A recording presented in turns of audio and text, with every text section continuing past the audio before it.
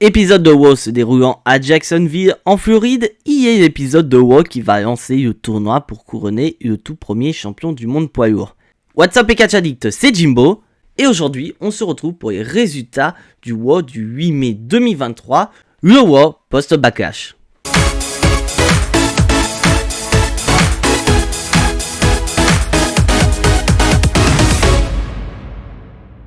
Et pour commencer cet épisode de WoW, mes chers amis catch addicts, on va commencer avec du très lourd, puisque nous accueillons Cody Rhodes, un Cody Rhodes conquérant, puisque ce dernier va nous rappeler qu'à Backlash, il a réalisé un exploit, il a battu Brock Lesnar. Mais en gagnant son combat face à Brock Lesnar, Cody Rhodes a fait autre chose.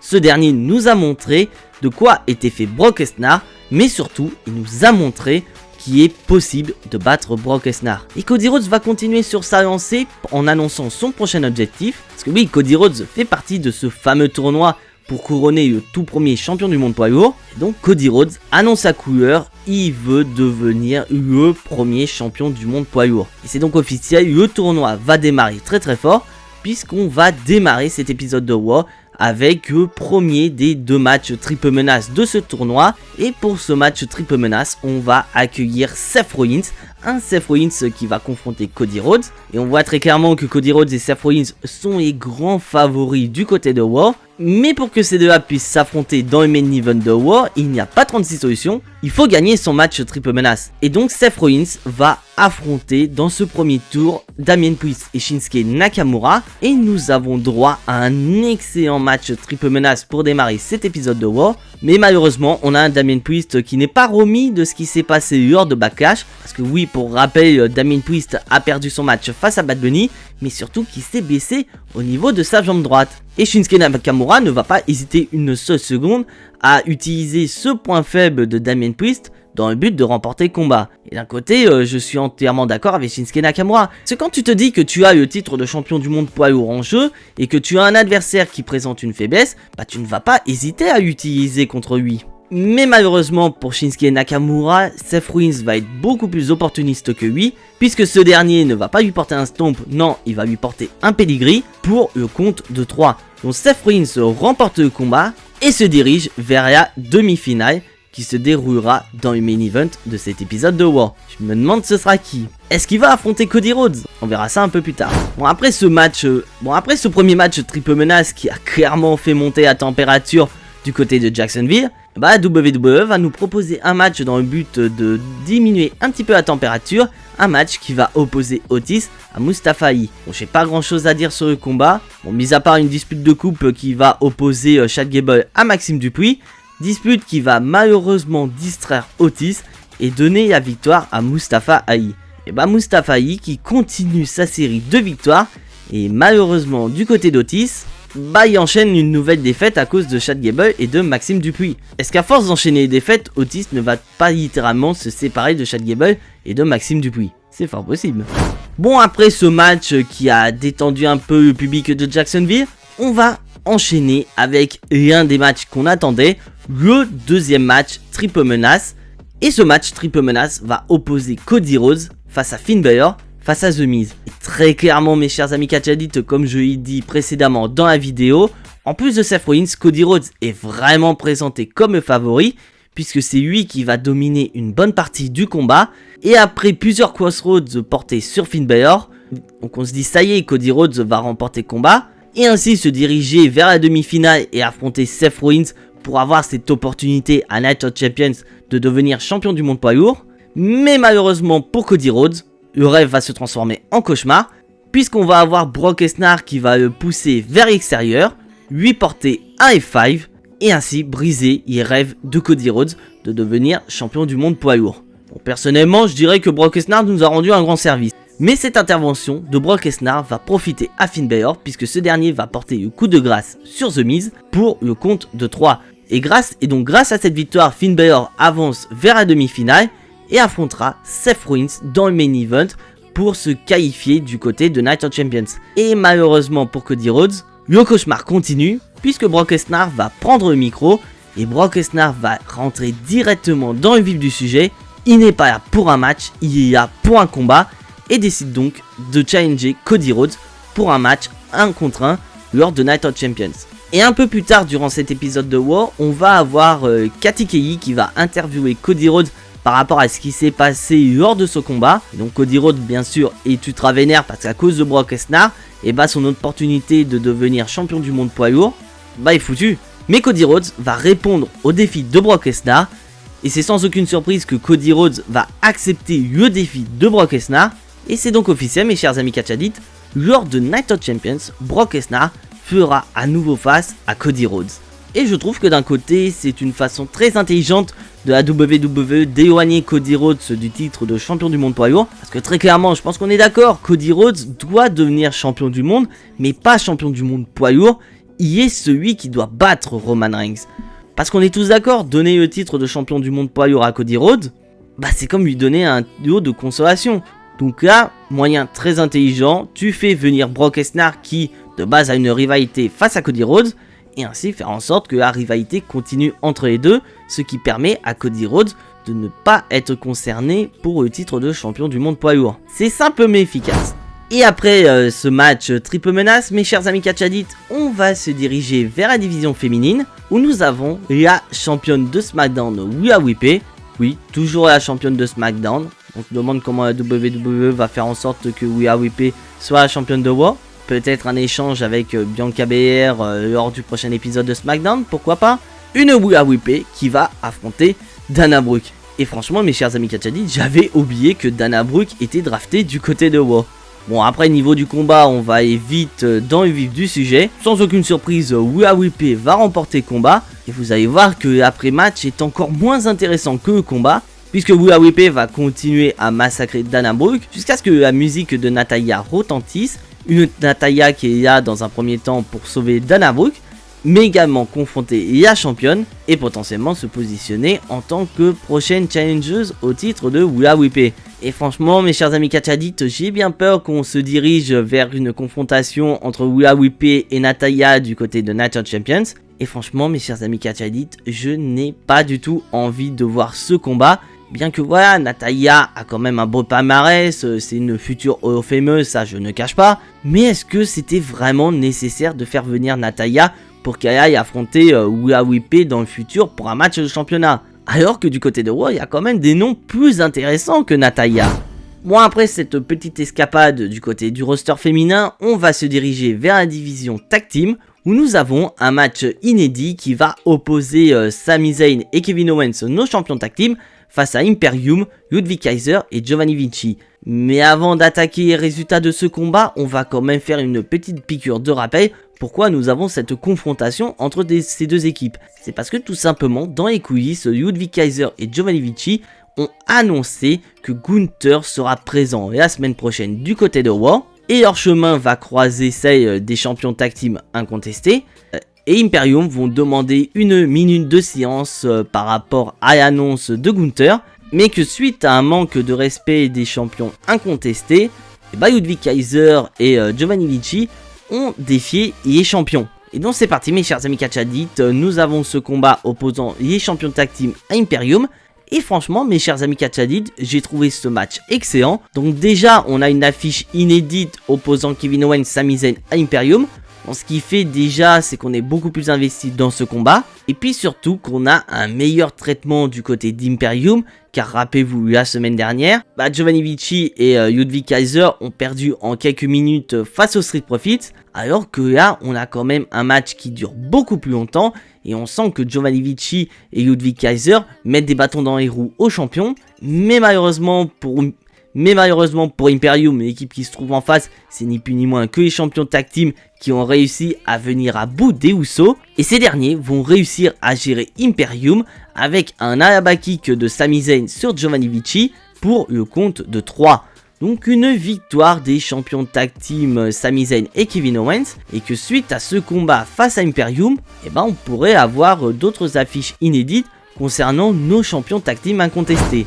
Et après ce petit détour du côté de la division tag team, on va repasser du côté féminin, où cette fois-ci on va avoir les débuts d'une catcheuse de NXT, puisqu'on va assister au début de Zoey Stark qui va faire face à Nikki Cross. Et comme il s'agit du premier match de Zoey Stark du côté du roster principal, vous savez très bien ce qui va se passer mes chers amis catch addicts. Et bah oui, Zoey Stark va venir à bout de Nikki Cross. Donc un premier match de Zoey Stark du côté du roster principal qui la présente au public de WoW. Et en espérant que cette première victoire de Zoey Stark du côté du roster principal annonce d'autres victoires dans le futur pour cette catcheuse. Et franchement, je suis curieux de la voir du côté du roster principal. Et après ça, mes chers amis catch addicts, on continue du côté du roster féminin où nous accueillons la Hall of Fameuse Trish Stratus. Une Trish Stratus qui porte un t-shirt un peu spécial. Parce que oui, Trish Stratus va nous rappeler que depuis qu'elle a tourné heel et qu'elle a cassé la gueule de Becky Lynch, cette dernière n'est plus réapparue du côté de WoW. Et Trish Stratus se demande où se trouve Becky Lynch. Peut-être dans un coin perdu pour s'occuper de sa fille. Et Trish Stratus va continuer à manquer de respect à Becky Lynch jusqu'à ce que la musique de cette dernière commence à retentir dans l'arène de Jacksonville, ce qui annonce de gros problèmes à venir pour Trish Stratus. Sauf que non, parce qu'il s'agit d'une blague de Trish Stratus qui va être morte de rire de sa blague, jusqu'à ce que la musique de Becky Lynch retentisse une nouvelle fois. Et Trish Stratus pense que c'est une nouvelle blague, sauf que malheureusement pour elle, c'est loin d'être une blague, parce que Becky Lynch arrive derrière elle, et ça annonce un gros problème pour Trish Stratus. Et Becky Lynch va s'occuper de Trish Stratus et la faire quitter le ring. Et Becky Lynch va prendre le micro en disant qu'elle est de retour. Elle est là pour botter le cul de Trish Stratus. Donc je pense qu'on est tous d'accord, mes chers amis catch addicts. On va se diriger sur une rivalité opposant Becky Lynch et Trish Stratus. Une rivalité qui pourrait aller du côté de Night of Champions, ou voire même aller jusqu'au SummerSlam, pourquoi pas. Et après ce retour de Becky Lynch, on va se diriger vers un combat qui va opposer Dominic Mysterio à Xavier Woods. Et on va faire une petite piqûre de rappel pourquoi nous avons ce combat entre les deux. C'est parce que suite à ce qui s'est passé après le combat de Rhea Ripley, et nous allons avoir Baron Saxton qui va interviewer Rhea Ripley et Dominic Mysterio dans le but de connaître leur avis par rapport à ce qui s'est passé. Parce que pour rappel, mes chers amis catch addicts, Rhea Ripley a battu Dana Brooke et que suite à cette victoire, Rhea Ripley a continué à se défouiller sur Dana Brooke jusqu'à ce que Natalya arrive pour sauver Dana Brooke et aussi se positionner en tant que prochain adversaire pour Rhea Ripley. Mais au moment de cette interview, nous allons avoir Xavier Woods et Akira Tozawa qui vont débarquer. Et Dominic Mysterio ne va pas apprécier le comportement d'Akira Tozawa et de Xavier Woods qui voit ça comme un manque de respect pour sa momie, ce qui va aboutir à un combat entre les deux. Et franchement, mes chers amis catch addicts, c'est comme pour le match tag team opposant Kevin Owens, Sami Zayn et Imperium. Nous avons un match assez inédit entre Xavier Woods et Dominic Mysterio. Et nous avons 10 minutes de combat entre les deux. 10 minutes d'un très bon combat entre les deux. Mais malheureusement pour Xavier Woods, une certaine Rhea Ripley est aux abords du ring. Et cette dernière ne va pas hésiter à intervenir dans le but de sauver Dominic. Et que grâce à cette intervention de Rhea Ripley, Dominic Mysterio va porter un roll-up sur Xavier Woods pour le compte de 3. Donc une nouvelle victoire à mettre au palmarès de Dominic Mysterio. Et malheureusement pour Xavier Woods, il s'est tapé un roll-up. Et après ce combat, mes chers amis catch addicts, il est temps de passer au main event de cet épisode de War. Il y a demi-finale qui va opposer Seth Rollins à Finn Balor. Déjà, ce qu'on peut dire par rapport à ce combat, c'est que ce combat va nous faire revivre certains souvenirs. Car souvenez-vous, ces deux-là s'étaient déjà affrontés il y a de ça quelques années pour couronner le tout premier champion universel de l'histoire. Match qui, pour rappel, a été remporté par Finn Balor. Mais à cause d'un powerbomb que Finn Balor a subi des mains de Seth Rollins à l'extérieur, Finn Balor a été obligé de rendre son titre de champion universel une journée plus tard, faisant de lui ainsi le champion universel avec le règne le plus court de l'histoire. Et vous allez voir que Finn Balor va faire une petite piqûre de rappel à Seth Rollins, puisque ce dernier va porter cette fameuse powerbomb à l'extérieur sur Seth Rollins. Mais malheureusement pour Finn Balor, c'était pas toi le favori. Et c'est donc sans aucune surprise que Seth Rollins va porter le stomp sur Finn Balor pour le compte de 3. Donc Seth Rollins remporte le main event et devient ainsi le premier qualifié pour la finale qui se déroulera à Night of Champions pour couronner le premier champion du monde poids lourd. Donc je pense qu'on est tous d'accord, on n'était pas surpris de voir Seth Rollins dans cette finale. Et maintenant, mes chers amis catch addicts, il est temps de passer au bilan de cet épisode de War. Un épisode de WoW que je trouve excellent, avec bien sûr des surprises qui ne sont pas réellement des surprises, avec bien sûr l'intervention de Brock Lesnar qui détruit les rêves de Cody Rhodes de devenir champion du monde poids lourd. Mais comme on l'a dit, il fallait pas que Cody Rhodes remporte ce titre de champion du monde poids lourd. Donc quoi que de mieux que de faire intervenir Brock Lesnar pour transformer son rêve en cauchemar. Et surtout, on savait très bien que Seth Rollins était le grand favori pour se diriger vers la finale. Et c'est donc sans aucune surprise qu'il a accès à cette fameuse finale. Après, la question qu'on peut se poser, c'est qui sera son adversaire pour Night of Champions? Et on découvrira ça ensemble, mes chers amis catchadites, lors des résultats du prochain épisode de SmackDown, puisqu'il y aura les 2 autres matchs triple menace. Et bien sûr, je pense que le main event de SmackDown sera une confrontation entre les 2 vainqueurs des matchs triple menace. Mais personnellement, si je devais donner un nom là tout de suite pour affronter Seth Rollins à Night of Champions, c'est clair et net, je mise sur AJ Styles. Parce que déjà, AJ Styles vient tout juste de revenir d'une blessure. Et on sait très bien qu'AJ Styles et Seth Rollins sont capables de nous faire des dingueries dans le ring. Et ces deux-là se sont quand même affrontés à Money in the Bank 2019 dans le cadre du titre de champion universel de Seth Rollins. Et le match a été excellent entre les deux. Bon, après il s'est passé des choses dans les coulisses dont je n'ai pas parlé. Comme notamment Sonya Deville et Chelsea Green qui ont signé une pétition pour avoir un match de championnat. Et elles vont réussir leur coup puisqu'elles vont avoir un match de championnat la semaine prochaine contre l'équipe gagnante de Liv Morgan, Raquel Rodriguez et Damage Control qui s'affronteront lors du prochain épisode de SmackDown. Et en plus de ça, on va avoir une confrontation entre Shinsuke Nakamura et The Miz, parce que suite à sa défaite, The Miz va tenter une nouvelle fois de convaincre Shinsuke Nakamura de créer une équipe, mais Shinsuke Nakamura, il s'en fout, il veut un combat, il va affronter donc The Miz la semaine prochaine, et bien sûr, on aura le retour de Gunther la semaine prochaine, un Gunther qui est vraiment présenté comme le Roman Reigns du côté de Raw. Et donc dans l'ensemble, on a un Raw excellent. C'est pour ça que sans aucune hésitation, je lui donne la note de 9 sur 10. Et maintenant c'est à vous mes chers amis catchadites, je laisse ces commentaires à votre disposition.